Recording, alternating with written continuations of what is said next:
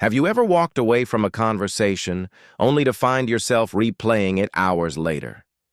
You hear the exact tone of your voice. You remember the slight pause before they answered. You think of the one sentence you wish you had said. Maybe you analyze their facial expression again and again, wondering what it truly meant. If this happens to you often, you might have wondered, why does my mind do this? Today, I want to explain something important. If you replay conversations, in your head, you may not be weak, insecure, or overthinking in the way people casually label it. You could be showing signs of rare psychological traits that are deeply rooted in how your brain processes social reality. Replaying conversations is a cognitive process closely linked to reflection, social awareness, and memory consolidation. The human brain evolved to be highly sensitive to social interactions because survival once depended on belonging to a group. Thousands of years ago, a misunderstanding within a tribe could mean exclusion, and exclusion could mean death. So our brains became incredibly skilled at analyzing social exchanges. When you replay a conversation, your brain is not malfunctioning. It is reviewing data. It is scanning for threats, missed opportunities, social errors, and emotional meaning. This habit often develops during childhood, especially in environments where approval, criticism, or emotional safety were unpredictable. The brain learns that reviewing interactions helps maintain safety. Over time, this becomes automatic. Neurologically, this process involves the prefrontal cortex, which handles reasoning and reflection, and the amygdala, which processes emotional significance and threat. When something emotionally charged happens, in a conversation, praise, rejection, embarrassment, disagreement, the amygdala flags it as important. Later, when you are alone, your prefrontal cortex tries to solve it. This is why you might replay even small moments. Your brain is trying to extract lessons, predict future outcomes, and regain control. For some people, this is mild and occasional. For others, it becomes a defining mental pattern. Now here is where it becomes interesting. People who frequently replay conversations often possess heightened self-awareness. They are highly sensitive to nuance. They pick up micro-expressions, tone shifts, subtle pauses. If you are someone who remembers not just what was said, but how it was said, what the room felt like, and how the energy shifted, that indicates strong perceptual sensitivity. This trait is rare because most people operate on the surface of communication. They hear words, you hear meaning. If a person constantly analyzes what they said, it can reveal a strong internal standard. They care deeply about how they present themselves. They value precision. They want their words to match their intentions. This often indicates conscientiousness and a high level of social responsibility. It can also reveal a fear of being misunderstood. When someone replays conversations to check whether they offended someone or appeared foolish, it suggests a deep desire for social harmony and belonging. Psychologically, it often reflects empathy. Empathy is not just feeling what others feel. It is mentally simulating their perspective. When you replay a conversation, you are often stepping into the other person's mind, imagining how they interpreted your words. However, if a person never replays conversations, that tells us something too.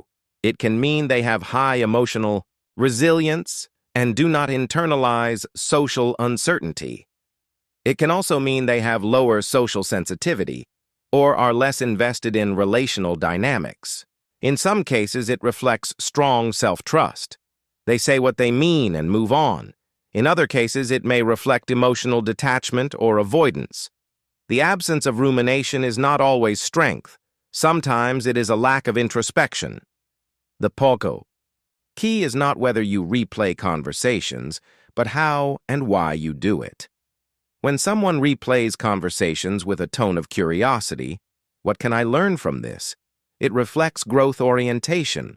When they replay them with harsh self-criticism, why am I so stupid? It reflects internalized shame. This difference is critical. The behavior is the same, but the psychological foundation is completely different. A growth-oriented mind reviews interactions to improve communication. A shame-based mind reviews them to confirm inadequacy. In daily life, this shows up in subtle ways. Imagine you attend a meeting. You share an idea. Later that evening, you replay the moment when your colleague raised their eyebrow. You wonder if they doubted you. If you are high in analytical thinking, you might mentally dissect the entire exchange, identifying the exact phrasing you could refine next time. If you have social anxiety, the replay becomes emotionally charged. Your body might tense up, your heart rate may slightly increase even hours later. The mind and body relive the moment as if it is happening again. This trait is often connected to what psychologists call high metacognition, the ability to think about your own thinking. People with strong metacognitive skills can observe their mental processes. They are aware of their internal dialogue. This is rare. Many individuals act without examining their own cognitive patterns. If you replay conversations and analyze your tone, your reactions, your emotional shifts, you likely possess high introspective capacity. This can make you deeply insightful, creative, and emotionally intelligent. It can also make you vulnerable to overanalysis. Let us talk about body language. People who replay conversations often show subtle behavioral patterns. During conversations, they may maintain strong eye contact because they are scanning for cues, or they might briefly look away when processing complex emotional information. After the conversation ends, they may become quieter, appearing lost in thought. Their face might subtly shift as they mentally revisit the interaction. If you notice someone smiling faintly to themselves hours later, they might be replaying a positive exchange. If you see tension in their jaw or forehead while they are alone, they might be reprocessing a difficult one. Emotionally, this habit is often linked to a heightened need for closure. The human brain dislikes ambiguity. When conversations end without clear resolution, mixed signals, unclear feedback, subtle rejection, the brain keeps working. People who can tolerate ambiguity will tend to move on easily. Those who struggle with it are more likely to mentally reopen the file. This does not mean they are weak. It often means they are cognitively complex. They see layers where others see simplicity. Now consider decision-making. Individuals who replay conversations frequently are often careful decision-makers. They simulate future scenarios in advance because they have practiced reviewing past ones. This can make them strategic communicators.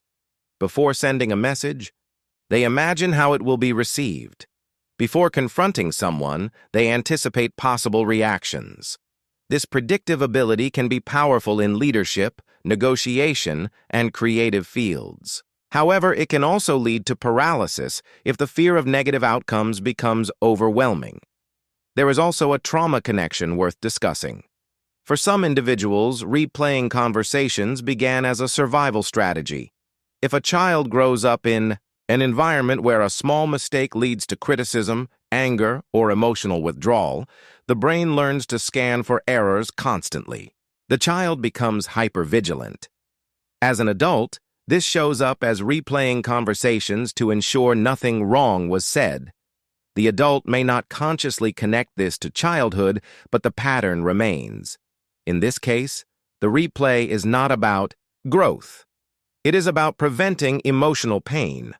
On the other hand, in secure and emotionally healthy individuals, replaying conversations may reflect intellectual curiosity. They enjoy analyzing human dynamics. They think about what motivated someone's reaction. They may even replay humorous or meaningful moments simply because they value connection. For them, the replay feels neutral or even pleasant. However, there are psychological side effects when this trait becomes excessive. Chronic rumination can increase anxiety and depression. When the brain repeatedly revisits negative interactions, it strengthens neural pathways associated with self-doubt and threat perception. Over time, this can lower self-esteem. The person begins to assume they frequently say the wrong thing, even when there is no evidence. Relationships may suffer because they might seek constant reassurance. Did that sound weird? Are you upset with me? This can exhaust partners and friends. Productivity can also decline. Instead of focusing on present tasks, mental energy is spent analyzing the past. Sleep may be disturbed because the mind becomes most active at night when external distractions decrease. The body may experience stress symptoms, tight shoulders, headaches, stomach discomfort, because the nervous system does not fully relax. Psychologists analyze this behavior by looking at patterns rather than isolated events. They observe frequency, emotional intensity, and content. Does the person replay mostly negative conversations? Do they focus on self-blame? Are they seeking certainty? Clinicians often assess cognitive distortions, such as mind reading, assuming you know what others think without evidence, or catastrophizing, imagining the worst possible interpretation. They also explore attachment styles. Individuals with anxious attachment are more likely to replay interactions involving closeness or perceived rejection. Those with avoidant attachment may replay conflicts internally, but avoid discussing them externally. Therapists may ask clients to describe what they feel in their body while replaying conversations. Is there tightness, heat, numbness? This helps identify emotional triggers. They may explore early experiences to see when the pattern began. Behavioral experiments are sometimes used, where a person intentionally refrains from mentally reviewing an interaction and observes the outcome. Often, they discover that the feared consequences never occur. It is important to understand that this trait exists on a spectrum. At one end, it is emotional intelligence and reflective depth. At the other end, it is anxiety-driven rumination. The difference lies in emotional tone and self-compassion. If your inner voice during replay is kind, curious, and balanced, you are likely refining yourself. If it is harsh, relentless, and fearful, you are likely reinforcing insecurity. The rare quality within this behavior is depth. In a fast-moving world where many conversations are shallow and quickly forgotten, you are someone who lingers, you examine, you care. That level of care can make you a powerful communicator, a thoughtful partner, a perceptive leader. But it requires boundaries. Your mind is a powerful analyst, but it must also know when to close the file.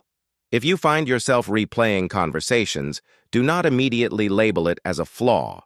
Ask yourself, am I learning or am I punishing myself? Am I seeking growth or am I seeking certainty? The answer reveals your internal landscape. The goal is not to stop reflecting. The goal is to transform rumination into intentional reflection. When you learn to guide this trait rather than be controlled by it, something remarkable happens. Your awareness becomes an asset instead of a burden. You become someone who understands human nuance deeply, who senses emotional shifts before others do, who communicates with precision and empathy. And that, in truth, is rare. So if you replay conversations in your head, it may mean you possess a mind that is wired for complexity, sensitivity, and depth. The task is not to silence it, but to train it with compassion.